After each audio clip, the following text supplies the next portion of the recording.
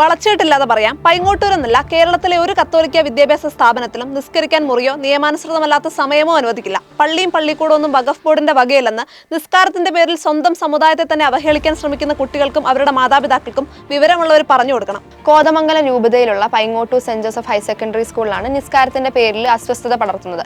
എല്ലായിടത്തെയും പോലെ പെൺകുട്ടികളാണ് ഇവിടെയും നിസ്കരിച്ചത്. സ്കൂൾ നിയമത്തിന് അനുസൃതമല്ലെന്നും അനുവദിക്കാൻ കഴിയില്ലെന്നും അധികൃതർ പറഞ്ഞതോടെ വിദ്യാർത്ഥികൾ മാതാപിതാക്കളെയും കൂട്ടിവന്ന് ആവശ്യം ആവർത്തിക്കുകയായിരുന്നു. മൂവാറ്റുപുഴ നിർമ്മല കോളേജിൽ നിസ്കാരത്തിന് മുറി അനുവദിക്കണമെന്നാവശ്യപ്പെട്ട് മുസ്ലിം വിദ്യാർത്ഥിനികൾ ആൺകുട്ടികളുടെ പിന്തുണയോടെ പ്രിൻസിപ്പലിനെ തടഞ്ഞു വെച്ചത് കഴിഞ്ഞ ജൂലൈ 26-നാണ്.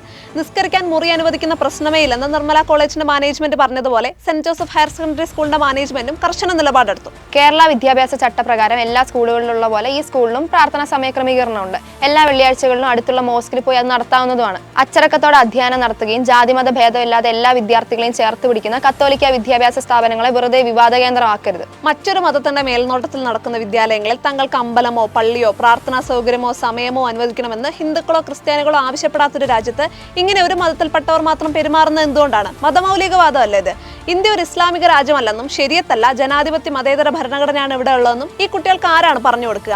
വിദ്യാഭ്യാസ സ്ഥാപനങ്ങളിൽ നിസ്കരിക്കുന്നതിനെ കുറിച്ച് തീവ്ര ചിന്താഗതിയുള്ള മത നേതാക്കന്മാർ സമൂഹ മാധ്യമങ്ങളിൽ പങ്കുവെക്കുന്ന വീഡിയോകൾ കണ്ടിട്ടാണ് ഈ കുട്ടികൾ ഇങ്ങനെ സ്ഥലകാല ബോധമില്ലാതെ വിദ്യാലയങ്ങളിലേക്ക് പോകുന്നത്. ഒരു നേതാവ് പറയുന്നത് ക്രിസ്ത്യാനികളുടെ സ്കൂളിൽ നിസ്കരിക്കാൻ പറ്റില്ലെങ്കിൽ പഠിത്തം നിർത്തണമെന്നാണ്. മറ്റൊരു നേതാവ് പറയുന്നത് 1-2 ആളുകൾ നിസ്കരിച്ചു തുടങ്ങിയാൽ എല്ലാവരും ഒറ്റക്കെട്ടായിട്ട് വന്നോളൂ എന്നാണ്.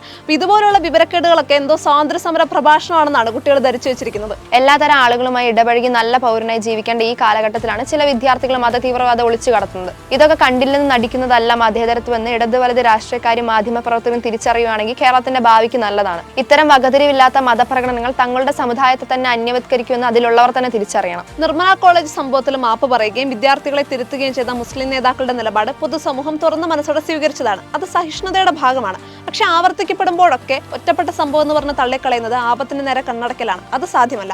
ഉത്തരേന്ത്യയിൽ ഉൾപ്പെടെ ഹിന്ദു മാനേജ്മെന്റ് സ്കൂളുകൾ ഇതുപോലെ നിസ്കാരമുറി ആവശ്യപ്പെടുന്നതൊന്നും കാണുന്നില്ല. കത്തോലിക്ക സഭയുടെ സ്ഥാപനങ്ങൾ ഇതൊക്കെ ചെലവാകുമെന്നുള്ള ധാരണ ഇനി ആർക്കും വേണ്ട. ക്ഷമിക്കുന്നതും സഹിക്കുന്നതൊക്കെ ദൗർബല്യമായി തെറ്റിദ്ധരിച്ചെങ്കിൽ തിരുത്താൻ ഇനിയും സമയമുണ്ട്.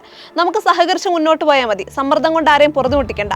മറിച്ചായാൽ ഇസ്ലാമോഫോബിയ കെട്ടുകഥയാണെന്ന് പൊതുസമൂഹത്തെ ബോധിപ്പിക്കാൻ ഉടനെയൊന്നും സാധിക്കില്ല.